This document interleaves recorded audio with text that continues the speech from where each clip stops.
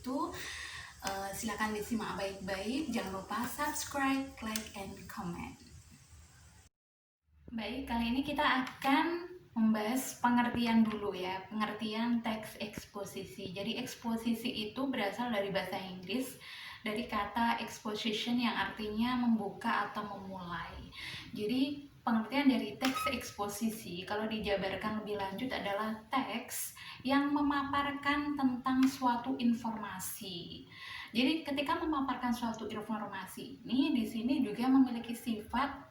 Teks eksposisi ini maksudnya memiliki sifat yang bersifat ilmiah. Karena apa? Yang dipaparkan itu berdasarkan pengamatan, pengalaman. Jadi tidak asal bicara.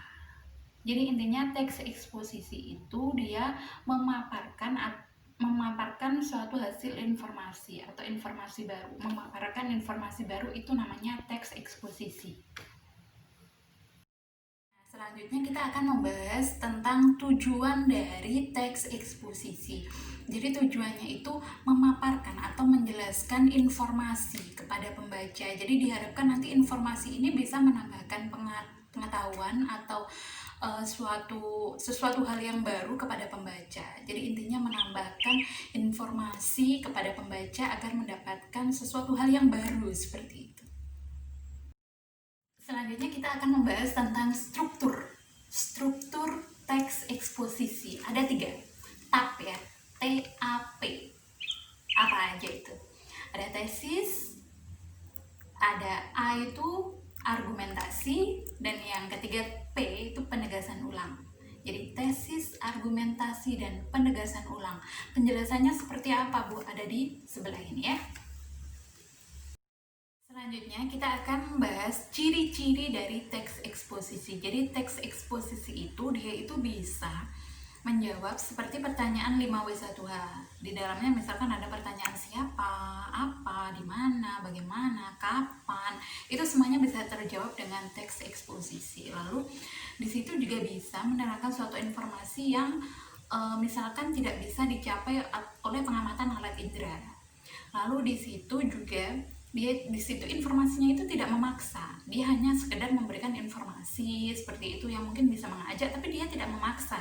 Lalu di dalamnya juga ada fakta-fakta, kan informasinya yang dia tulis itu, yang ditulis oleh penulis teks eksposisi itu kan berdasarkan dari pengamatan seperti itu, jadi tidak asal bicara, jadi bersifat ilmiah.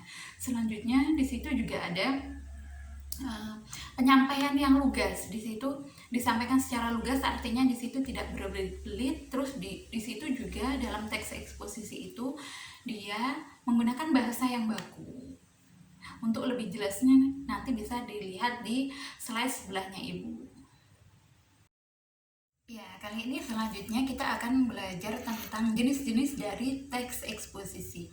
Jenis-jenisnya itu ada banyak, ada yang pertama itu ada DP, KP, sama IA. Apa sih Bu DP, KP, sama IA? DP itu ada teks eksposisi, definisi, sama proses.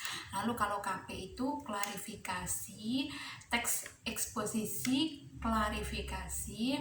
Kalau P-nya itu teks eksposisi pertentangan ya. Jadi DP tadi eksposisi definisi, P-nya itu tadi eksposisi proses. Kalau KP eksposisi klarifikasi, dan P-nya itu pertentangan. Selanjutnya ada IA, eksposisi. I itu ilustrasi, kalau A itu eksposisi yang analisis. Lebih jelasnya nanti silakan dibaca pada slide di samping Ibu.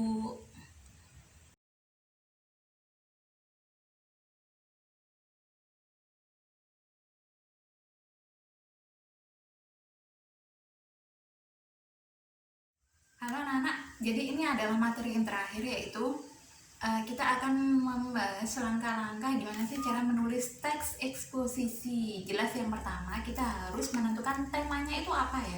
Selanjutnya setelah menentukan tema kita tentukan tujuan kita. Selanjutnya setelah menentukan tujuan kalian membuat kerangka. Kira-kira nanti mau dibuat teksnya seperti apa, kerangkanya dibuat dulu.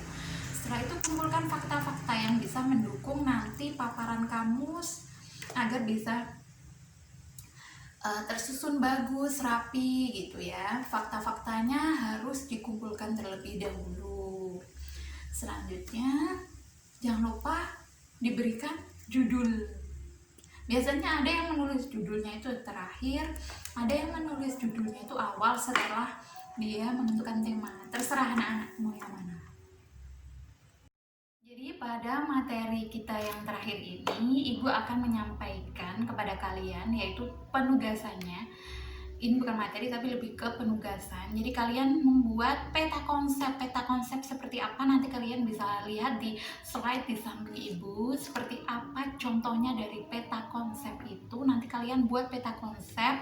Di dalam peta konsep itu kalian silakan catat semua yang Ibu sampaikan gitu ya. Silakan kalian buat peta konsep semenarik mungkin berdasarkan materi yang sudah Ibu sampaikan pada pertemuan hari ini. Terima kasih, semoga kalian sehat selalu, tetap semangat, jangan pernah malas, dan sampai jumpa di pembelajaran selanjutnya. Wassalamualaikum.